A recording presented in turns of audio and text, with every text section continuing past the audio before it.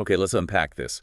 For millennia, and certainly right now, mineral resources are often right at the very heart of conflicts, competition, and geopolitical rivalries. Absolutely. Big drivers of history, really. But they're also fundamentally incredible blessings, absolutely essential for driving technological progress and fueling economic growth. It's this powerful dual nature, isn't it? It really is. The potential for intense conflict sitting right alongside the potential for immense prosperity. Yeah. And that dual nature is critical to understand. Access to these resources isn't merely an economic question about, just extracting wealth. Right. It's deeply intertwined with national power, technological sovereignty, and the foundational stability of modern industrial economies. How nations manage this potential, and importantly, how external forces interact with that management. Well, that can have profound and lasting consequences. And today we're taking a deep dive into your source material about Eritrea's mining sector. It's a story that, according to these sources, brings this exact dual nature vividly to life. A story of significant potential meeting. Well, some pretty significant external pressure, it seems. Yeah, that's the core tension the sources explore.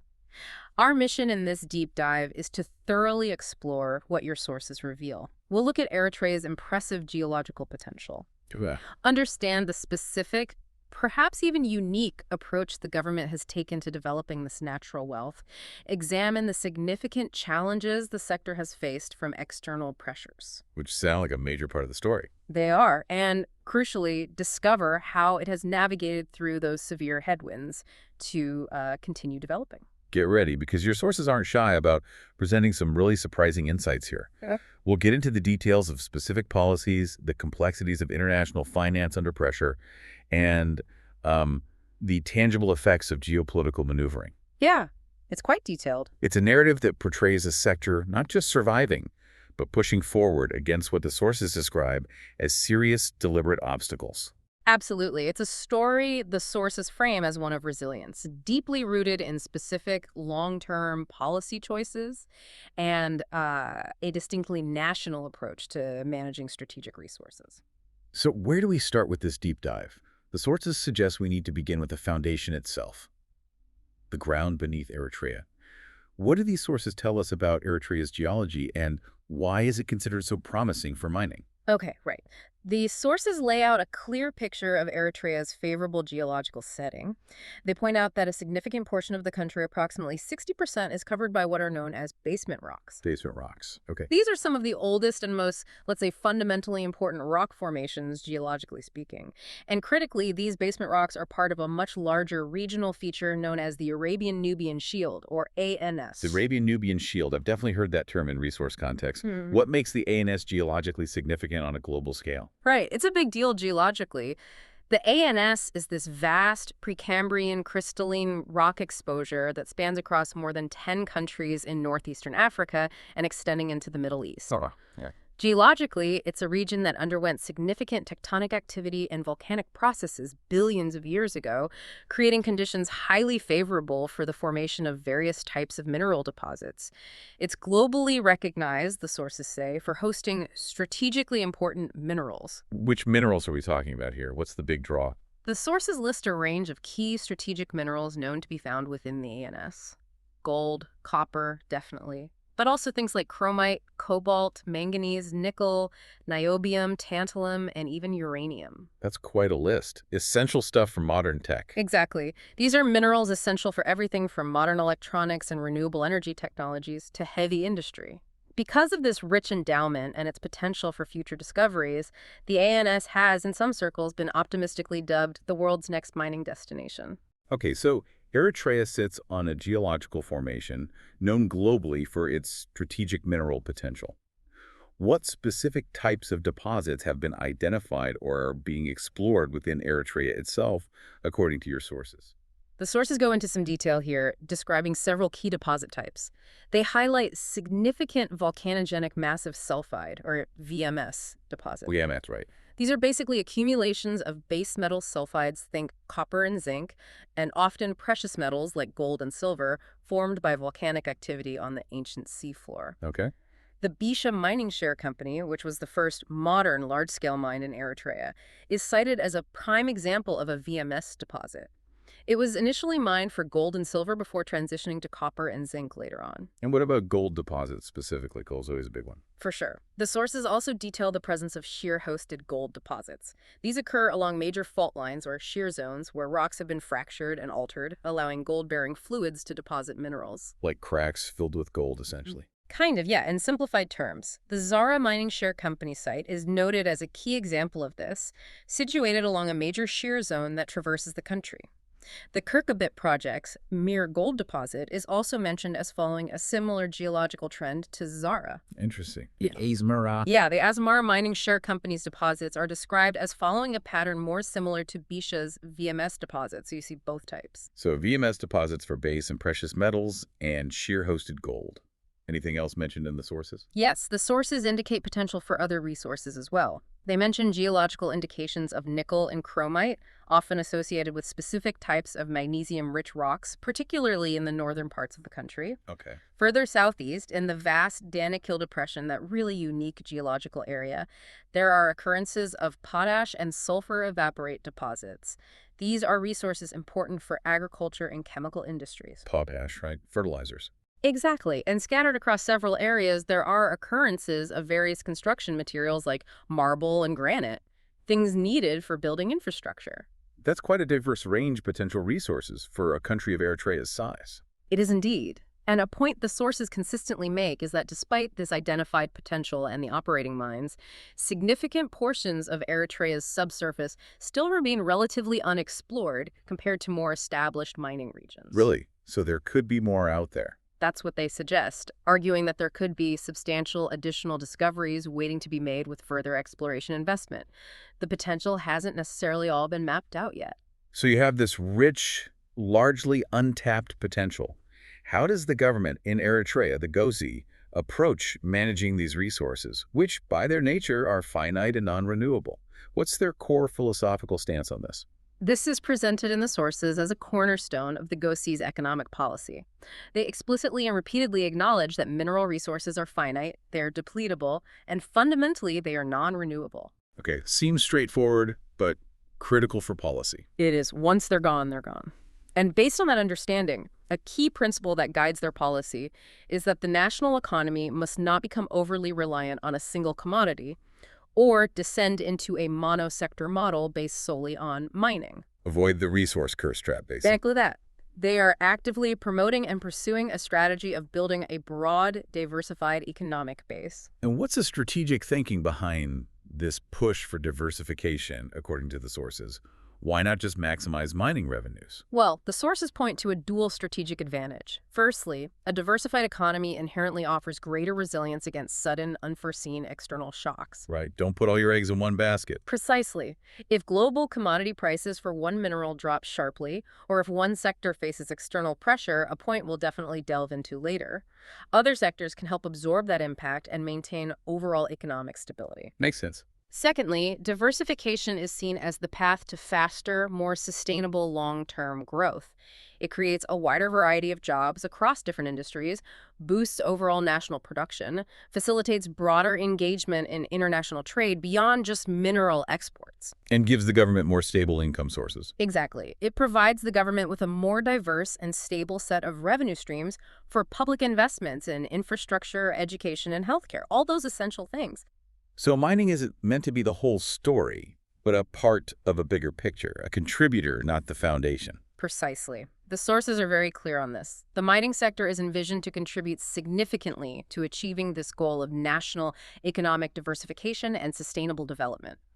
It's seen as a vital engine for generating capital and skills, perhaps, but it is not intended to become the sole or even primary pillar upon which the entire national economy rests. Right. It's about leveraging the mineral wealth responsibly to build a stronger, more varied economy for the future.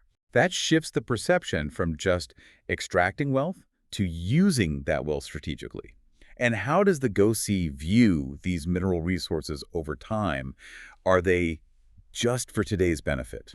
Not at all, according to the sources. They emphasize that the GOSI views these mineral resources as strategic national assets of paramount importance and, critically, assets held in trust for all succeeding generations, not just the present one. Like an inheritance. Exactly. This isn't seen as a windfall to be exploited quickly, but an inheritance to be carefully stewarded for the long haul. That's a very long-term perspective. Yeah, How is that guiding principle translated into the actual laws and policies governing the sector? Does it show up in the legal documents? it does. This long-term vision is explicitly stated as the guiding force behind their entire framework of laws and policies. These are designed, the sources say, for environmentally sound and socially responsible management of the resources. They even quote directly from the foundational mining law, Proclamation 681995, which unequivocally states that all mineral resources are public property which can make a significant contribution to the economic development of the country, and that the state shall ensure the conservation and development of the resources for the benefit of the people. That's a strong legal declaration of public ownership and benefit. Very clear. It is, and it's reinforced by later legislation. Proclamation 157/2006 further solidifies this, stating that the proper exploitation of mineral resources can make a significant contribution to sustainable national development and the realization of the priority objectives. And it defines those objectives. Yes, clearly defined as the equitable distribution of wealth and the improvement and betterment of the qualities of life of the Eritrean people. This legal framework, according to the sources, is designed to ensure that the wealth generated from mining genuinely serves the entire population, now and in the future, supporting national development goals. That legal framework sounds incredibly important, then, as the actual mechanism for implementing this philosophy. Let's dive into that in more detail. What are the key components of this legal structure governing mining operations in Eritrea? Okay. The sources outline a comprehensive and specific legal framework. The core documents include the original Minerals Proclamation 681995, which was updated later by 165/2011. Then there's the detailed regulations on mining operations legal notice 1995 that provides the practical nuts and bolts rules. Right, the operational detail. Exactly. And the Mining Income Tax Proclamation 691995, which sets out the whole fiscal regime, how taxes work. These form the backbone of the regulatory environment. And which government bodies are involved in the oversight and implementation of these laws? Is it just one ministry? The primary authority is the Ministry of Energy and Mines, or MOE&M, that's the main one. But the sources make it clear that oversight involves coordination across several ministries, reflecting the multifaceted impact of mining. Makes sense. Which others? Well, there's the Ministry of Land, Water, and Environment for, obviously, environmental matters, the Ministry of Labor and Social Welfare for labor standards, worker safety, that sort of thing, and the Ministry of Finance and National Development for fiscal matters and making sure it aligns with national planning. So an integrated approach. Yeah, this multi-ministerial structure suggests exactly that, an integrated approach to managing the sector, not just looking at it from one angle. Given this framework and the multi-ministerial involvement, what is the overarching goal this legal structure aims to achieve from the perspective of attracting investment? Yeah. Because you need that capital, right? Absolutely. The sources are quite explicit here. The objective of this legal framework is to cultivate and maintain an environment for responsible mining operations that is transparent, stable, fundamentally fair, and, importantly, exceptionally favorable to attracting necessary capital and expertise. A balancing act, then. Very much so. Yeah. It's designed to balance attracting necessary foreign investment with safeguarding national interests and promoting sustainable practices. Okay, let's break down that favorable environment part. What are some of the specific provisions within the law that the sources highlight as being particularly attractive to investors? What makes them say, okay, this looks good? Right. The sources detail several key provisions designed to incentivize investment and reduce perceived risks for foreign companies. One fundamental aspect is the guaranteed right to exploit any commercially viable mineral discoveries a company makes once they hold a valid exploration license. Ah, okay, so if you find it, you get to develop it. Basically, yes. This is crucial because exploration is high risk, high cost. This guarantee provides the assurance that if they invest millions in exploration and find something significant, they have the right to move forward with development and production. It makes that initial exploration investment much more worthwhile. So they're not exploring just to have the find potentially auctioned off later to someone else. Exactly. It provides that crucial continuity from exploration to potential production. Another key provision relates to the products once they are extracted. There is a guaranteed right for companies to freely sell lawful mineral products, either domestically or internationally, through export. And how easy is that process? Well, what's notable here, according to the sources, is that this is permitted without the imposition of any duties or taxes on the sales or export itself, and it requires only authorization from the Ministry of Energy and Mines. Just one ministry. Yeah, this single point authorization is highlighted as significantly streamlining the post-production process, reducing bureaucratic delays and red tape. That sounds like a significant reduction in headaches. What about the financial regime, specifically taxation? Mining projects require huge upfront capital. How is that handled? The sources describe the taxation system as simple and equitable, designed specifically to acknowledge and accommodate the inherently high risk associated with mining investments. It aims to balance generating state revenue with allowing investors a reasonable return to justify putting up all that capital and taking the risk. How does it do that? A significant feature is accelerated depreciation for capital and pre-production costs. This uses a straight-line method over just 4 years. 4 years, that's fast. It is. It means companies can write off their large initial investments against taxable income much faster than standard depreciation schedules you might see elsewhere. This significantly improves project economics in the early, critical years when they're trying to recoup those big investments. Accelerated depreciation helps with recovering those big upfront costs quickly. What about costs related to exploration that doesn't immediately result in a mine? The dry holes. Good question. The law offers considerable flexibility here, too. It allows companies to write off exploration expenditures incurred anywhere within Eritrea. Anywhere, not just in the specific license area where they found something. Exactly. This means costs from unsuccessful exploration efforts in one area can still be used to reduce taxable income from a successful mine in another part of the country. Additionally, companies are permitted to carry forward operational losses. Right, if they're not making money yet. Correct. This offers further financial stability and flexibility, particularly during the development or early operational phases when projects might not yet be profitable. Any other incentives on the financial side that stand out in the sources?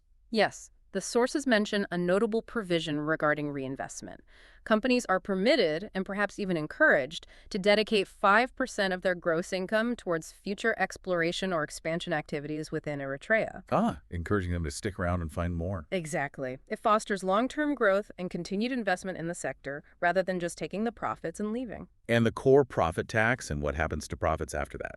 How much does the government take, and how easy is it for investors to get their share? The income tax on profits generated from mining operations is set at 38%. That's the corporate rate. However, a key attractiveness factor for international investors, according to the sources, is that there is no tax levied on dividend distributions from the mining companies. No dividend tax. That's significant. It is. It means that profits, once taxed at the corporate level, can be distributed to shareholders without facing a second layer of taxation on the dividends themselves. That makes the return on investment potentially much more appealing compared to systems with dividend withholding taxes. No tax on dividends is indeed quite attractive for international capital. What about the costs of bringing in the necessary equipment and supplies? These projects need massive imports. Right. To minimize operational costs for companies, the sources highlight a nominal import duty rate of just 0.5% on essential inputs. Only 0.5%. Yes, this includes critical items like heavy equipment, machinery, spare parts, and materials required for construction, development, and ongoing operations. This keeps the cost of necessary imports very low, which is a big help for project viability. And what about the state's direct return from the minerals extracted? What are the royalty rates? How much do they pay per ton, essentially? The sources specify reasonable royalty rates, designed, they say, to provide a fair return to the state while remaining competitive internationally. The base royalty rate is 3.5%, applicable to most minerals. And for gold? It rises slightly to 5% for precious metals like gold and silver. So, still quite competitive compared to some jurisdictions. And that crucial point for international investors getting their earnings back out of the country. Repatriation of profits. Absolutely critical, yes. And the law addresses this directly. There is a robust guarantee of free and unrestricted repatriation of earnings generated from mining operations. No hoops to jump through. The sources indicate it's straightforward. This allows international investors to transfer their profits, capital, and loan repayments abroad through external accounts without facing undue limitations. That's a fundamental assurance required for any significant international investment. Investors need to know they can get their money out. So the legal framework seems designed to be quite accommodating while ensuring the state gets a share. What about the practical day-to-day administration? Is it buried in bureaucracy or is it efficient? Well, the sources emphasize an effort to minimize bureaucratic hurdles. They highlight a simple and efficient one-stop licensing system managed through the Ministry of Energy and Mines. One-stop shop. Essentially, yes. It means that all necessary formalities for obtaining the various types of licenses required throughout the mining life cycle, from exploration to development and production, can be completed through interaction with this single entity, the MOEM. That sounds much better than dealing with 5 different agencies. Exactly. It significantly reduces complexity and processing times for investors, making the whole process smoother and more predictable. That's a comprehensive legal picture. Let's shift to the operational side. How is the relationship between the government and the foreign mining companies structured in practice? You mentioned joint ventures earlier. Right. The operational governance structure typically involves joint ventures, and at the heart of this is the Eritrean National Mining Corporation, or INEMCO. ENAMCO. Okay, this is a corporate entity fully owned by the government of Eritrea, specifically established to represent the government's interests in the mining sector. Think of it as the government's commercial arm in these deals. And how does ENAMCO exercise that representation? How does it work in the joint ventures? INEMCO holds equity stakes in the joint venture companies formed with foreign partners for specific projects. While the percentage can vary, a common structure, as mentioned in the sources, involves INEMCO appointing directors to the boards of directors of these JV companies. How many directors? Typically, the sources say INEMCO is represented by 2 directors out of a total board of 5. 2 out of 5. That doesn't give ENAMCO majority control on the board itself. So how does the government ensure its strategic interests are protected on major decisions? The foreign partner has 3 vetos. Good point. This is where a key legal mechanism comes into play. Reserved matters. Reserved matters. Yes. The sources detail that certain critical strategic decisions are designated as reserved matters and require a shareholder's supermajority for approval. Supermajority, meaning more than just 51%. Exactly. It's defined as the affirmative vote of shareholders holding 70% or more of the company's shares. Now, given that INEMCO typically holds a significant minority stake, often 40% or sometimes even 50% in these joint ventures. I see. If they hold 40%, the other partner only has 60%, not enough for 70%. Precisely. Their supermajority requirement effectively necessitates unanimous consent or close to it from all major shareholders for these specific critical decisions. INEMCO's stake gives them an effective veto. Okay, that makes sense. So their significant shareholding gives them veto power over these crucial areas, even without a board majority. What specific types of decisions fall under this reserved matters category? What needs everyone to agree? The list outlined in the sources is quite extensive and covers all the strategically vital aspects of the business. It includes things like approving the annual budget and the overall business plan. Makes sense. Any material changes to the company's founding documents or share capital, significant expansion initiatives, forming or terminating major agreements or partnerships, undertaking substantial loans or borrowing. Big financial decisions. Right. Negotiating and executing any material contracts, appointing and dismissing top management, directors, or external auditors, and involvement in any significant legal proceedings. Basically, the big stuff. That really does cover the decisions that could fundamentally alter the company's direction or finances. It prevents one side from running away with things. Exactly. It's designed as a safeguard. It ensures that neither the government shareholder, INEMCO, nor the foreign partner can unilaterally impose its will or make decisions that could harm the interests of the other shareholder or deviate from the jointly agreed strategic direction without broad consensus. It aims for a balanced and collaborative governance framework. Beyond the formal legal and governance structures, what does your source material say about the government's active role in supporting the industry?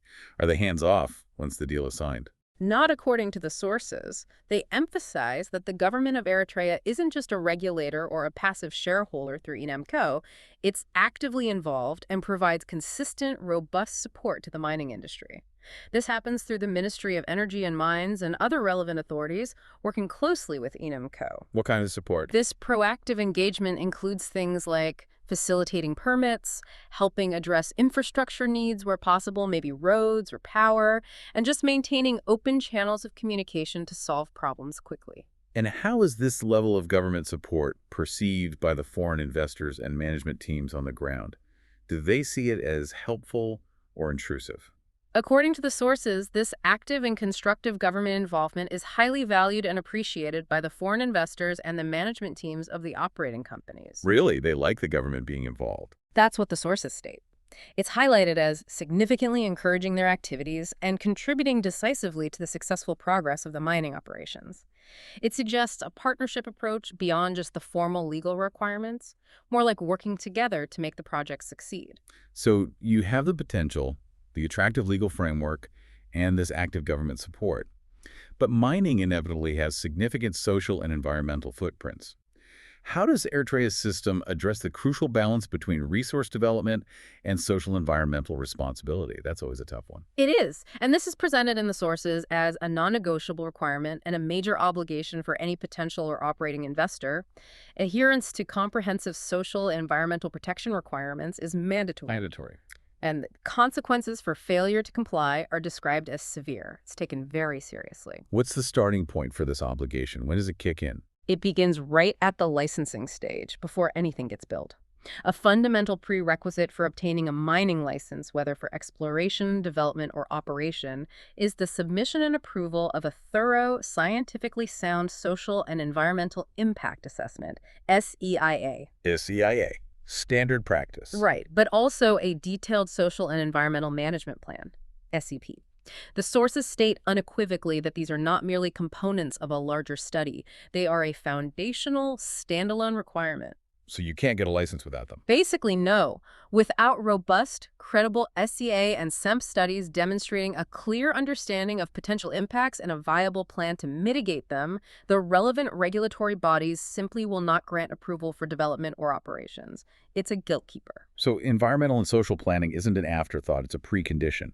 What happens after a mine gets approved and becomes operational? Is there ongoing monitoring, or do they just trust the plan? Oh no, there's ongoing oversight. It continues throughout the entire life cycle of the mining operation, from construction through production and eventually closure and rehabilitation. Who does the overseeing? This is primarily managed by a multi-ministerial body called the Impact Review Committee, or IRC. Remember those ministries we mentioned earlier? Yes, energy and mines, environment, labor. Exactly. This committee includes representatives from MOIME, the Ministry of Land, Water, and Environment, MOLW, and the Ministry of Labor and Social Welfare, MOLSW, reflecting the broad scope of impacts. What is the IRC specifically tasked with doing? What's their job? The IRC's role is described as diligently overseeing the effective implementation of all social and environmental protection measures outlined in the approved plans. They also have a key responsibility to safeguard the rights, safety, and health of employees working on site. Worker safety, okay. And to ensure that companies are providing adequate and legally mandated training. It's quite comprehensive. How do they monitor this from an office? No, they get out there. This oversight is maintained, according to the sources, through regular quarterly physical visits to the mining sites themselves. Ah, boots on the ground. Yes. This allows them to directly monitor compliance and conditions on the ground, talk to people, see things for themselves, rather than just rely on reports. Regular site visits sound like a practical way to ensure accountability. What about the long-term impact, specifically environmental rehabilitation after mining activities cease? Who pays for the cleanup? Good question. The legal framework explicitly mandates that companies must include comprehensive environmental rehabilitation programs as an integral part of their ongoing operations and closure planning. It's not optional. But plans are one thing, money is another. True. So, furthermore, to ensure that funds are actually available for this rehabilitation and for addressing any potential unforeseen damage down the road, companies are legally required to set aside a specific portion of their annual income. Like a bond or a guarantee. Exactly. This set-aside functions as a financial guarantee, held in reserve, specifically earmarked for future social or environmental rehabilitation needs that might arise over the long term, so the money should be there when needed. That mechanism for setting aside funds seems important for ensuring future cleanup isn't neglected. Let's talk about the social side, specifically employment and building local capacity. How does the law address that? Do locals get jobs? Yes. The Eritrean mining law includes a specific obligation aimed at benefiting the local workforce. It requires mining companies to give preferences to the employment of Eritrean nationals, provided that such persons have the required qualifications and skills. Okay. Provided that. So local preference, but Yeah. contingent on having the necessary skills. They need to be qualified. Yes, it recognizes that specific skills for modern mining may not always be immediately available locally, especially in a new mining area. So the law also places a clear requirement on companies to provide employees with the necessary training and education. The companies have to train locals. Yes, to enable them to carry out mining operations effectively and efficiently. The sources also highlight that the government supports this by strategically investing in technical education. They cite dedicated mining and mineral processing engineering departments at the Eritrea Institute of Technology, EIT as an example, building the pipeline of skilled people. And what have been the results of these policies and capacity building efforts in terms of national employment within the sector? Has it worked? This is an area where the sources present quite striking results. They state that Eritrean nationals now constitute a remarkable more than 90% of the total workforce across the various mining companies operating in the country. 90%. Wow, that is exceptionally high for a technical industry like large-scale mining, especially one that's relatively young in the country. How was that achieved? The sources attribute this significant achievement to the combination of the legal requirement, the company's adherence to it, and the government's active support for training we just talked about. So it's a multi-pronged approach. Exactly. They emphasize that regular supervised training programs implemented by ENAM-EMCO and the Ministry of Energy and Mines are a critical component of this national capacity building effort.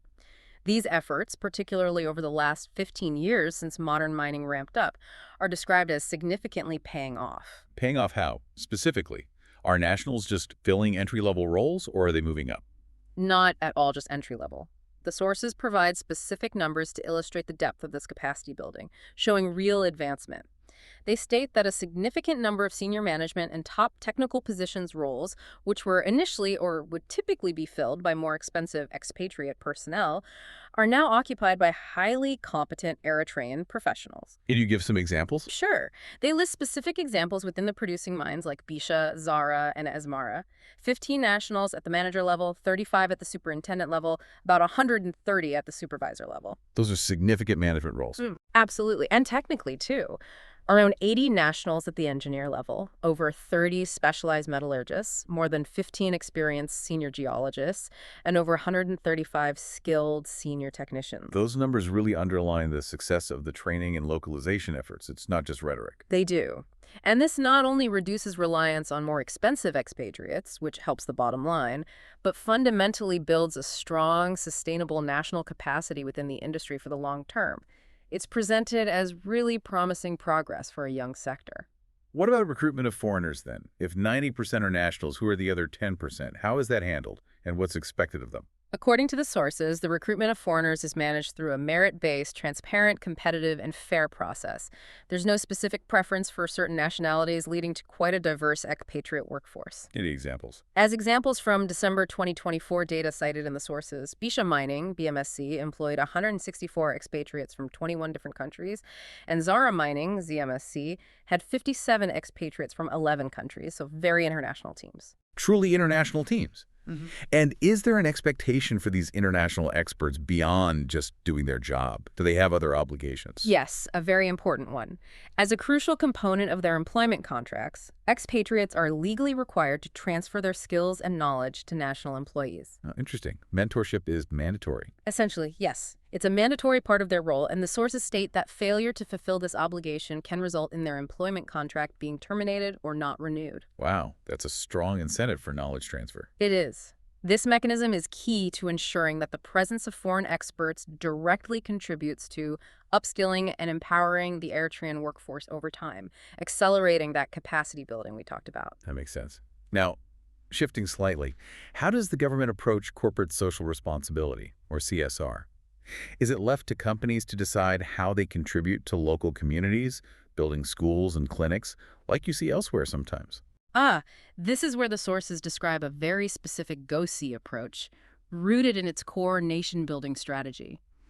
A key principle is that the provision of essential social service utilities like schools, hospitals, roads, access to clean water to its citizens is primarily the fundamental responsibility of the government itself. Not NGOs or private corporations. Correct. It's seen as the government's job, not something to be outsourced or left to the discretion of companies or NGOs operating within the country. That's quite different from models seen in some other places, where companies or NGOs might take the lead on providing those kinds of services near their operations. What's the thinking behind that? Why does the government insist on doing it itself? The rationale, as explained in the sources, is that widespread, company-specific, or NGO-driven CSR initiatives focused on providing these fundamental social services could inadvertently create or exacerbate regional imbalances in access to critical utilities and services. Ah, so you'd get better schools near mine, but maybe worse ones elsewhere. Potentially, yes. The government's priority is equitable distribution across the entire population, regardless of proximity to a mining site or the specific activities of a particular company. It's about national fairness. So the financial benefits from mining taxes, realties, and IAMSO's share are intended to feed into national development programs that benefit everyone everywhere in the country. Precisely. The GOSI ensures that the financial proceeds, revenues, and taxes generated from mining companies operating anywhere in the country are equitably distributed and strategically allocated according to overarching national development programs and prioritized government objectives. The aim, as cited from the laws, is the improvement and betterment of the qualities of life of the Eritrean people on a national, equitable scale. Okay, so companies aren't expected to become substitute service providers for things like education or healthcare. What role are they encouraged to play in local communities then? Do they do anything locally? Yes, they do. Within this overarching policy framework, the sources clarify that mining companies are encouraged to engage in smaller-scale, localized CSR projects that directly benefit the specific local communities situated immediately near their operations. Complementary stuff then. Exactly. These initiatives are intended to complement, not substitute for, the government's broader national development programs. Examples might include local infrastructure improvements directly related to the mine's impact, or support for local small businesses, things that are very context-specific to that immediate area. And within those localized efforts, is there a priority? What do they focus on? Yes. The sources state that within localized CSR efforts and general operations, the government actively encourages and expects companies to prioritize local job creation and the recruitment of individuals, both skilled and non-skilled, from the surrounding communities for employment opportunities. Back to local hiring again. Yes, this is seen as a direct way the companies can contribute to local economic empowerment and strengthen ties with neighboring populations, providing tangible benefits right there. That seems well aligned with the overall national employment policy. Finally, on the operational social side, what about procuring goods and services? Are companies expected to buy locally? Do they have to use Eritrean suppliers? Yes, the legal framework addresses this with a clear mandate. The mining law explicitly requires all mining and exploration companies and their subcontractors to give preference to domestic goods and services, Preference, okay. where they are readily available at competitive prices and are of comparable quality. Ah, the qualifier again. So local preference, but it has to make business sense in terms of price and quality. They don't have to buy local if it's twice the price or tune quality. Exactly. It's not an unqualified mandate to buy local at any cost, but a requirement to prioritize Eritrean enterprises and citizens for contracts, provided the terms are competitive. This applies to a wide range of needs construction work, the supply of goods, providing various services, even shipping and transportation within the country. And how is this procurement process structured to ensure fairness and transparency? How do they choose suppliers? The sources state that the process must be transparent, competitive, and fair. Companies are legally mandated to issue a request for offer, RFO, to a minimum of 3 distinct potential suppliers whenever possible. Get multiple quotes. Right. Unless, of course, there's a clear and verifiable genuine sole supplier for a specific item or service, which can happen with specialized equipment. What criteria do they use to evaluate those offers then? How do they balance local preference with competitiveness? The evaluation criteria are designed to ensure both local preference and sound business practice. They look at the comparable quality of the goods or services offered, the competitiveness of the proposed price, the reliability and timeliness of the delivery lead time. Can they actually deliver on time? Crucial point, yes. And also the availability and quality of essential after-sales services and technical support, especially for equipment. It's a multifaceted assessment to ensure judicious procurement decisions that benefit the company operationally and financially, and, where possible, also benefit the local economy. So the legal, operational, and social environmental framework, as described in the sources, seems quite detailed and designed to attract investment while strongly safeguarding national interests and promoting local benefits.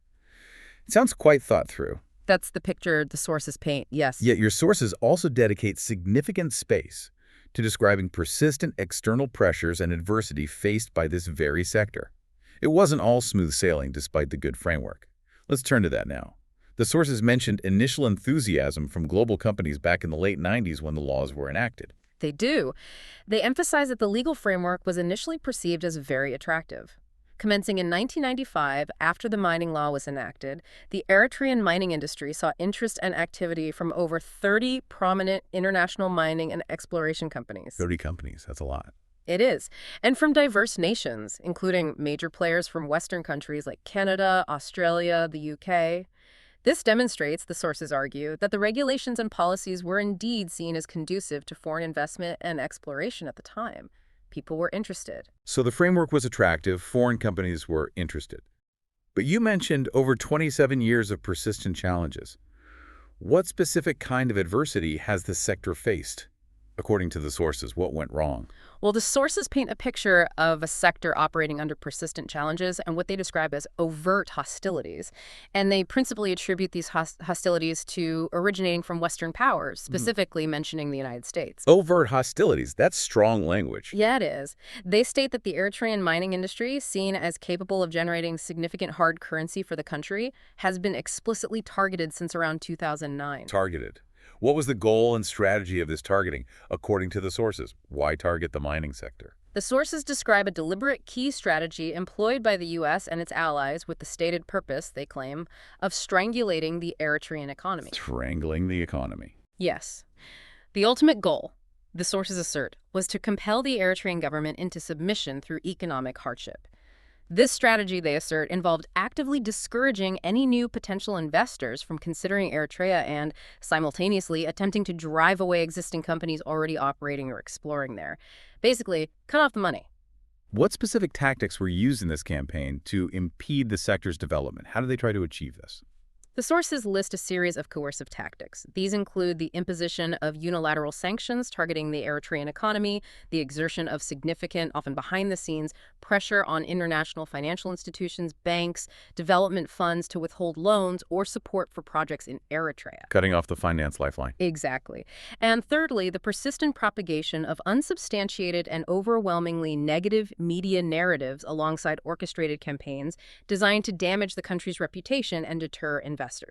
So, sanctions, financial pressure, and negative PR. This sounds like a coordinated and deliberate effort to undermine the sector through various means. Your sources provide a particularly detailed case study on this regarding the Bisha mining financing back in 2009. Can you walk us through that sequence of events as presented in the source material? It sounds like a key example. It is presented as a crucial and highly detailed example in the sources, illustrating the nature of this alleged external pressure. So, Bisha Mining Share Company, BMSC, had successfully advanced its project, found the deposit, done the studies to the point where it needed significant development capital to actually build the mine. The big money stage. Right. After extensive and detailed negotiations, BMSC had secured a comprehensive financing plan. This plan involved a commercial loan facility totaling $146 million from a consortium of 6 prominent European banks. These included major institutions from Germany, France, and the UK, with KfW IPEX Bank GmbH from Germany acting as the lead agent. A major European banking consortium. Yes. And in addition to this, BMSC had secured an $89 million loan from the Industrial Development Corporation of South Africa, IDC. So the total financing package was $235 million. That was the capital needed to build the mine. The whole thing. Precisely. This was the critical funding required to move the project from the development phase into construction and operation. The loan agreements for this substantial amount were officially signed on July 16, 2009 in London. Everything looked set. Okay. The first drawdown of funds, the moment the money would actually start flowing to BMSC to begin significant work, was scheduled for September 2009.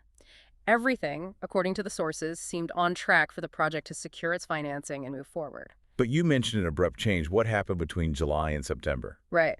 The sources describe that, unexpectedly, in the period following the signing, the European banks began to sort of decelerate their commitments, indicating delays. Things started slowing down.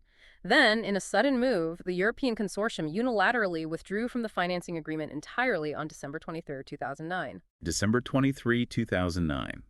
That date sounds very specific and potentially significant, right before Christmas. It is very specific, and the sources explicitly highlight that this date coincided precisely with the decision by the United Nations Security Council to impose sanctions on Eritrea outlined in Resolution 1907. The exact same day. The exact same day the sanctions resolution passed, the banks pulled out. That's what the sources state. Wow. That timing seems incredibly tight. And what about IDC South Africa? Did they stick with it? Well, after the European banks pulled out, Nevsen, the Western partner in BMSC, queried IDC about their $89 million commitment. IDC initially reaffirmed their intention to honor their agreement. Okay, so maybe some hope. Nevsen even issued a public announcement expressing confidence that IDC would proceed. However, just 3 days later, on December 26, 2009, IDC officially informed BMSC shareholders of their complete withdrawal from the financing agreement as well, reneging on their confirmed commitment from just days before. 3 days after the European banks pulled out and the sanctions hit. Exactly. So within a matter of days surrounding the UN sanctions being imposed, both the European banks and IDC South Africa, which had both signed legally binding loan agreements just months earlier, pulled out completely. So, based on this sequence of events and the timing, what conclusion do the sources draw? Just bad luck. They draw a very strong conclusion. They assert that the abrupt and coordinated failure of this planned financing package was far from a mere coincidence or a simple commercial decision based on market conditions or project risk. They describe it as a calculated and deliberate maneuver, literally aimed at thwarting the successful development of BMSC and denying Eritrea the much-needed hard currency earnings that were crucial for its national development programs and economic growth. They see it as intentional sabotage. That is a powerful assertion that the project financing was deliberately targeted as part of a larger strategy. And you mentioned that WikiLeaks revelations provide further evidence for this claim. How does that fit in? Yes, the sources state that leaked diplomatic cables, published by WikiLeaks sometime later, provided what they see as compelling evidence supporting the claim of a coordinated external effort to block the financing. What did the cables reveal? One key revelation cited involves the then Prime Minister of Ethiopia, Meles Zenawi. According to a U.S. diplomatic cable dated October 28, 2005, well before the Bisha financing issue, reporting on a conversation between Meles and U.S. diplomats, Meles secretly admitted that Ethiopia's long-term strategy regarding Eritrea was to isolate Eritrea and wait for it to implode economically. So the idea of economic strangulation was part of regional strategic planning, according to that cable interpretation. That's the interpretation offered by the sources based on that cable. And they claim that subsequent WikiLeaks cables provided further and more direct evidence, specifically indicating that BMSC was a primary target of collaborative efforts between the United States and Ethiopia to achieve this economic pressure. Do the sources provide specific details from these later cables that link directly to the Bisha financing being blocked in late 2009? Yes, they go into some detail here, citing specific cables. A cable dated November 2, 2009, importantly, this is nearly 2 months before the UN sanctions were officially imposed in December, is cited as strongly implying that the United States government had already issued direct instructions to the German government. Instructions about what? These instructions reportedly urged Germany to withdraw the crucial credit guarantee that had been extended by the German government to support the German bank leading the European consortium involved in the BMSC financing. Government guarantees are often essential for these kinds of loans.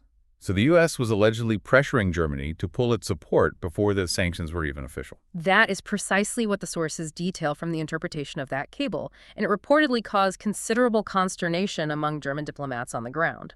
The German ambassador stationed in Asmara, Eritrea, at the time was reportedly extremely upset with Berlin for caving in to what he sees as American pressure. He blamed American pressure. According to the U.S. cable reporting on it, yes. He was apparently so upset he was even considering resigning from his post in protest. This anecdote is presented via the report of the U.S. ambassador in Asmara back to the U.S. State Department, showing U.S. awareness of the impact of this alleged pressure. That anecdote provides a window into the diplomatic fallout of this alleged pressure campaign. Were there other cables confirming this effort? Yes, another cable mentioned from the U.S. Embassy in Berlin, dated November 18, 2009, reportedly further corroborates these events. It describes a high-level conference hosted in Berlin involving representatives from various European countries, Germany, France, Italy, Sweden, UK, and the European Commission. What happened at this meeting? At this meeting, Karl Wyckoff, who was then the U.S. Deputy Assistant Secretary for African Affairs, is reported to have explicitly informed the European delegates that the German government had decided to freeze its support for the Bisha mining project. He announced Germany was pulling out. He announced Germany's decision, yes. And critically, according to the cable cited, he openly predicted that this action would paralyze the project. He predicted it would paralyze the project. That sounds very much like an intended outcome, not just an unfortunate side effect. That's certainly how the sources interpret it.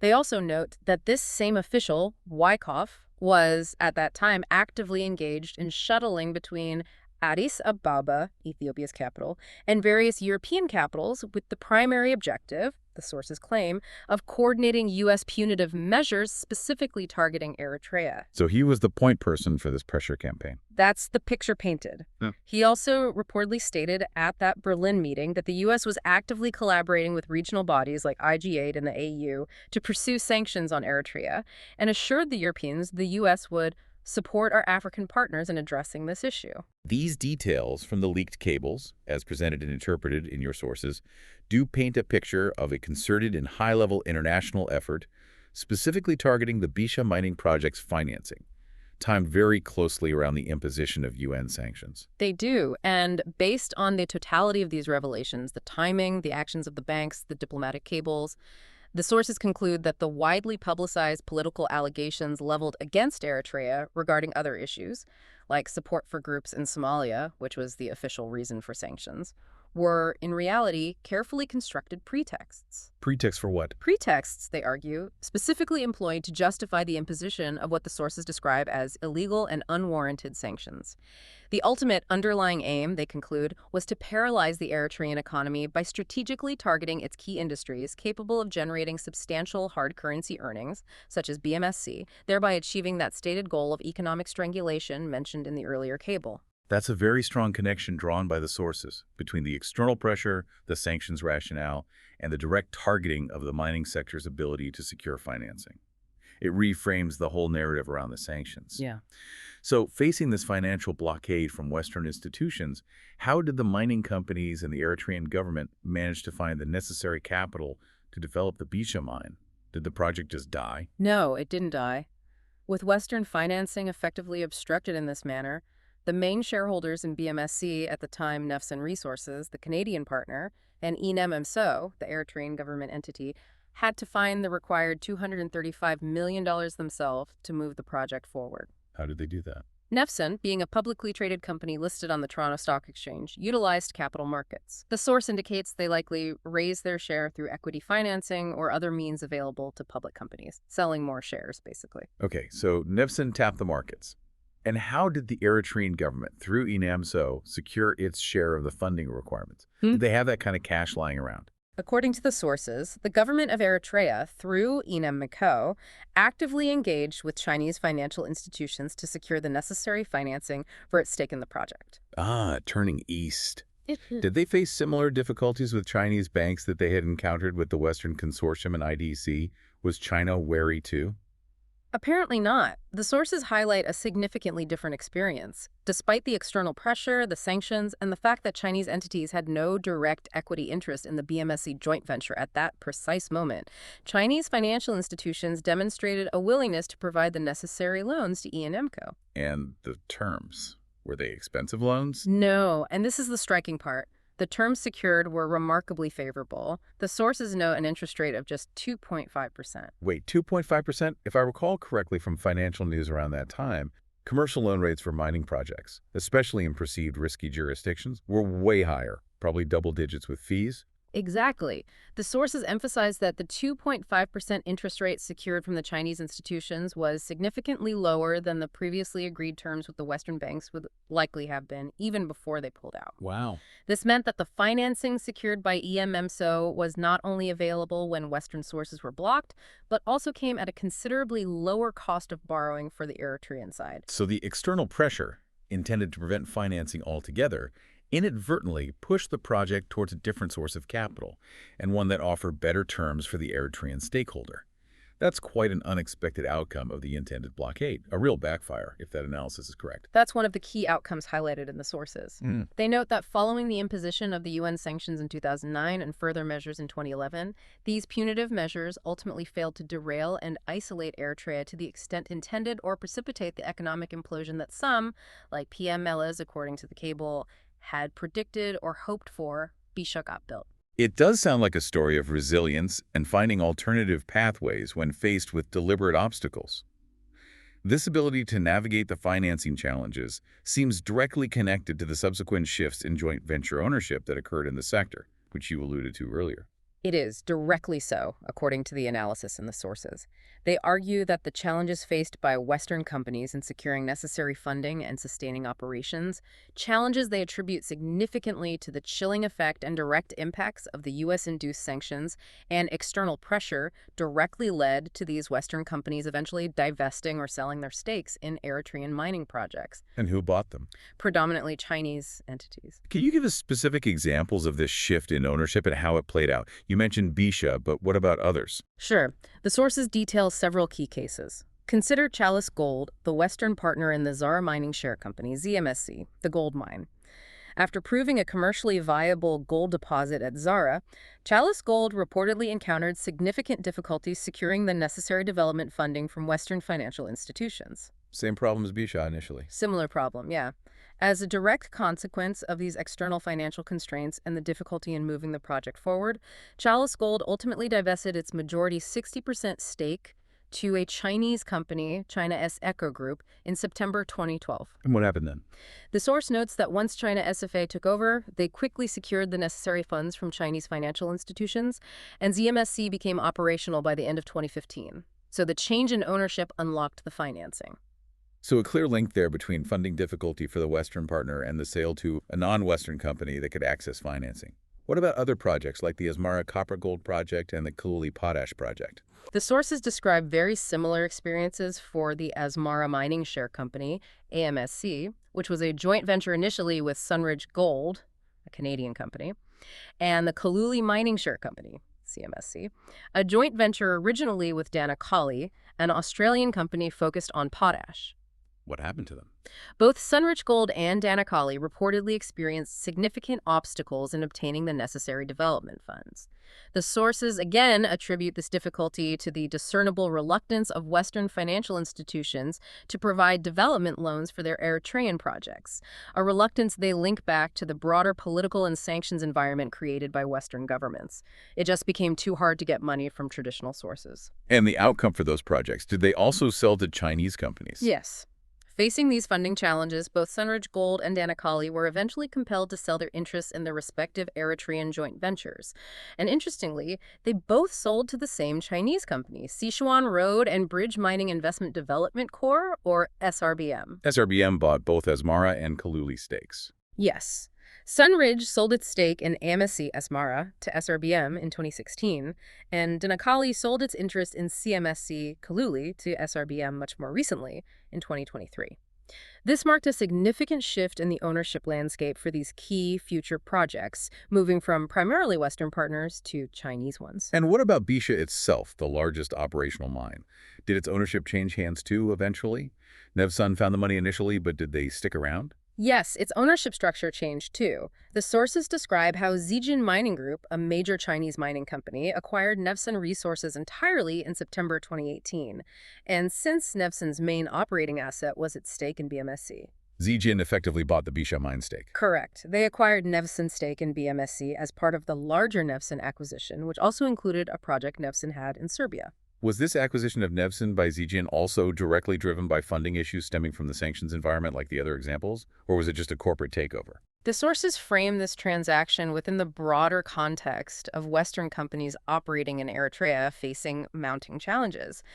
They suggest these companies found it increasingly difficult to compete effectively or maintain their interests, partly due to the increasingly adversarial stances of some Western governments towards Eritrea, which created an unfavorable operating environment compared to companies from other regions less affected by those political pressures. So the environment made them potentially more receptive to an offer.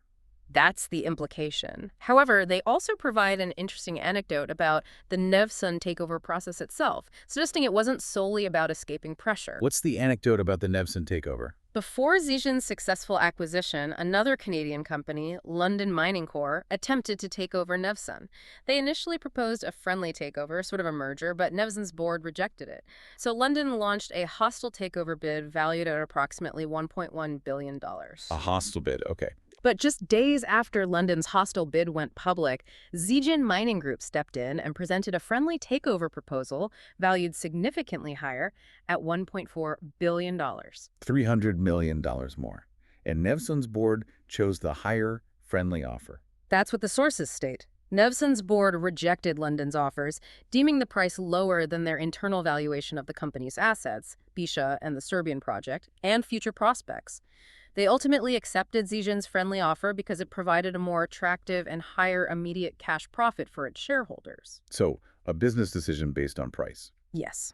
The sources note that this kind of competitive acquisition based on valuation is a common occurrence in the global mining industry for publicly traded companies.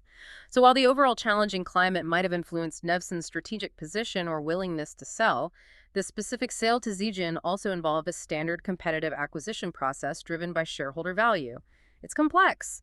It is complex, with both strategic pressure and market dynamics likely at play. In all these cases where Western partners sold to Chinese entities, Chalice, Sunridge, Danakali, Nevsun, did the Eritrean government have to approve those changes in ownership?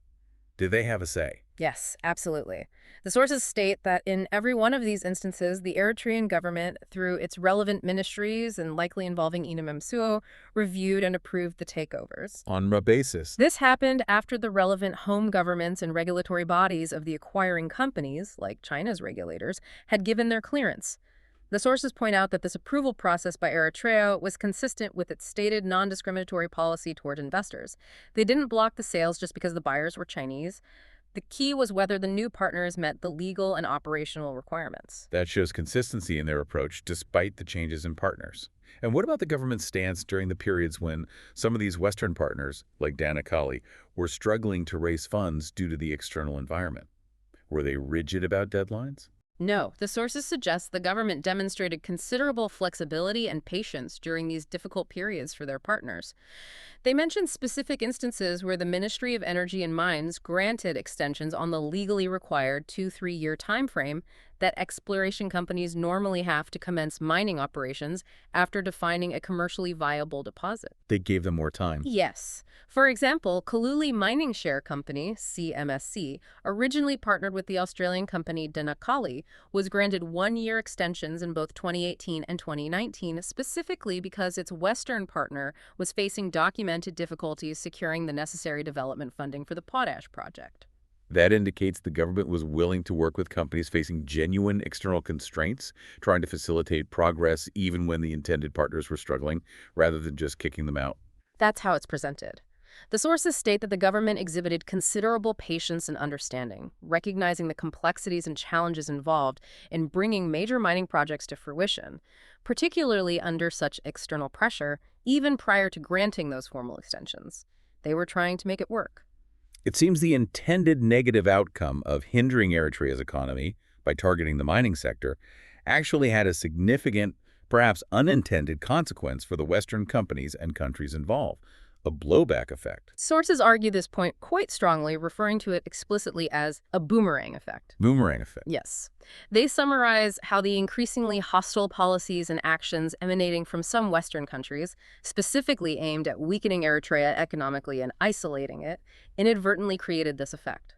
By making it difficult financially and politically for their own companies to operate successfully and secure financing in Eritrea, these policies ended up negatively impacting their own geoeconomic and geopolitical interests in the country. How did it negatively impact their interests in such a tangible way? Well, quite simply, as Western companies faced these insurmountable difficulties, couldn't get loans, faced political headwinds, and struggled to maintain their interests or sustain operations due to the environment created partly by their own government's policies, it effectively opened up opportunities. Opportunities for whom? For companies from other regions. The sources specifically mention China, as we've seen, but also countries in the Middle East, Russia, and India as potentially benefiting. These companies were able to capitalize on the situation and acquire interests within Eritrea's promising mining sector, often interests previously held by Western firms. So the policy ended up facilitating access for competitors. Exactly. The very measures designed, according to the sources, to deny Eritrea hard currency and isolate it ended up facilitating access and influence for companies and countries from other parts of the world, arguably undermining the West's own strategic position in the region. That's the boomerang. That's quite a strategic miscalculation, as described in the sources sacrificing their own companies' positions.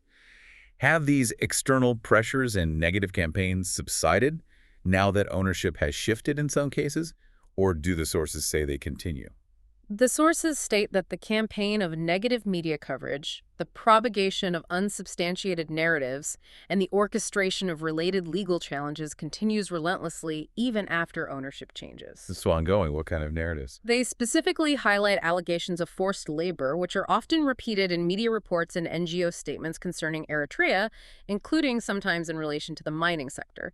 They also mention orchestrated lawsuits, citing the example of the lawsuit brought against Nevsun in Canadian courts based on such allegations, which the sources claim were part of this broader campaign to damage the company's and the country's reputation.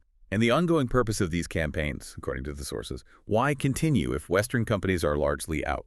They reiterate the purpose as being designed to actively deter any potential new investment into Eritrea, regardless of origin now perhaps, to continue weakening the Eritrean economy and, by extension, to undermine its defense capacity and hinder its overall national development progress. It's presented as a persistent effort.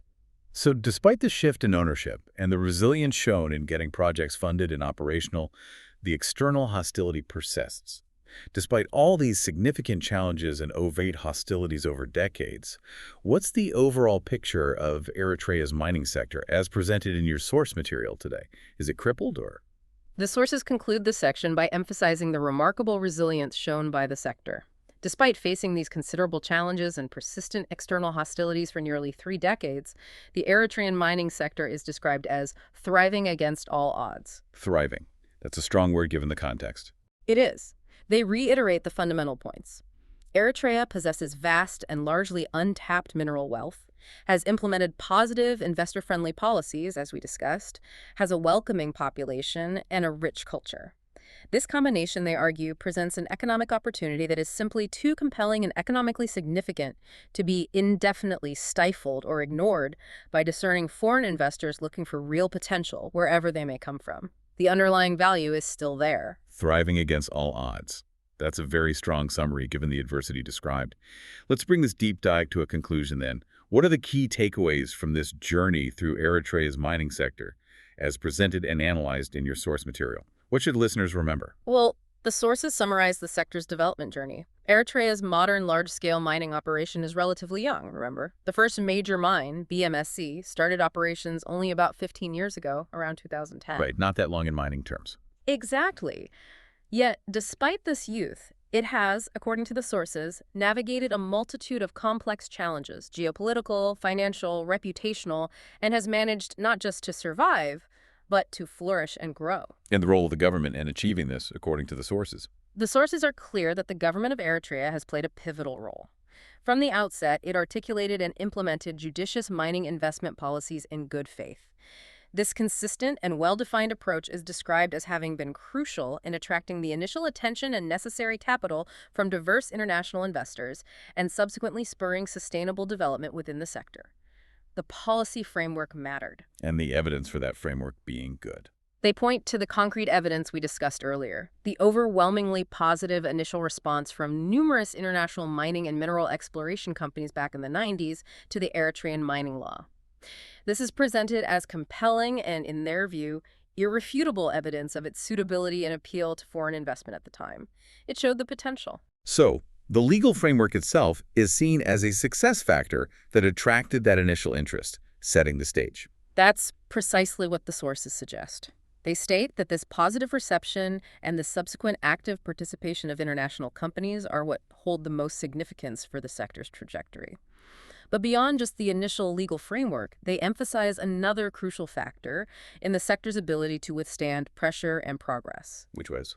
The consistent, active, and constructive support provided by the Eritrean government to the companies operating within the country.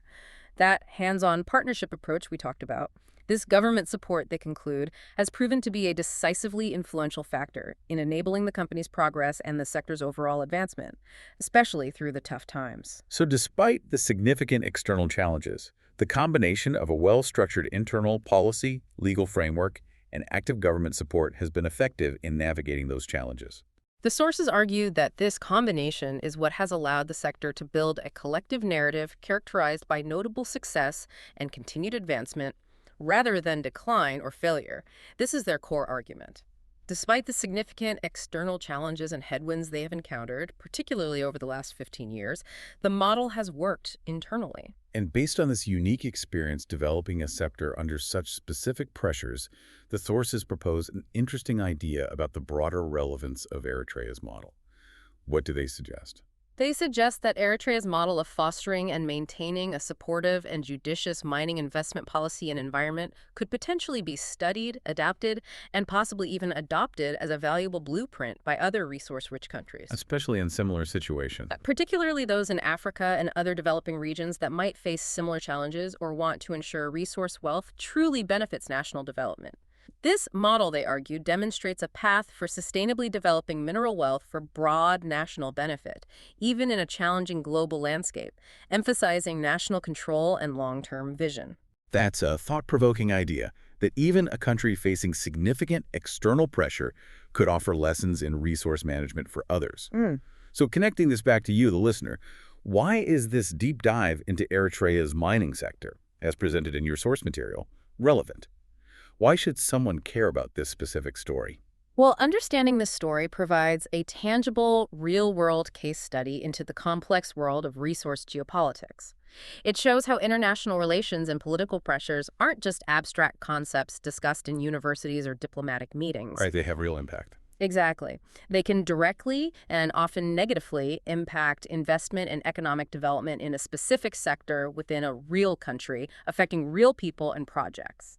It highlights the critical role that well-designed government policy and consistent support play in attracting and retaining investment while simultaneously fostering national capacity building and ensuring resources benefit the population equitably. And it's a story of resilience. And ultimately, yes, it provides a compelling case study of resilience for a key economic sector facing significant, prolonged external pressure. How do you keep going when powerful forces seem aligned against you? It really does weave together economics, policy design, international relations, and sheer persistence in a powerful way. Absolutely. It serves as a microcosm of larger global dynamics, demonstrating the strategic importance placed on valuable resources by major powers and the lengths they might go to, according to these sources, to secure access or perhaps deny it to others they see as adversaries. And that brings us to a final thought for you to consider after this deep dive. Given the historical role of minerals in fueling conflict, which we touched on at the start, and the clear documented external pressures detailed in the sources we've explored today, what does Eritrea's experience navigating these pressures tell us about the true costs of controlling, or attempting to control, access to strategic resources in today's world? Good question. Not just the costs for the nation possessing the resources like Eritrea, but also the costs and perhaps the unintended consequences like that boomerang effect for the global players competing for influence and access. What stands out most to you from this story of resilience against the odds? It definitely forces us to reflect on the persistence required by nations determined to manage their own destiny and resources according to their own priorities, and maybe also on the often invisible forces and strategic calculations at play in the global competition for the materials that power our modern world. There's often more going on beneath the surface than we see in the headlines. Indeed. That's our deep dive into the sources on Eritrea's mining sector for today. We hope this exploration gave you a clearer picture based on the materials provided, and lots to think about regarding resource development, policy resilience, and the complex dynamics of geopolitical challenges in the modern world. Until our next deep dive, keep digging into the information that matters to you.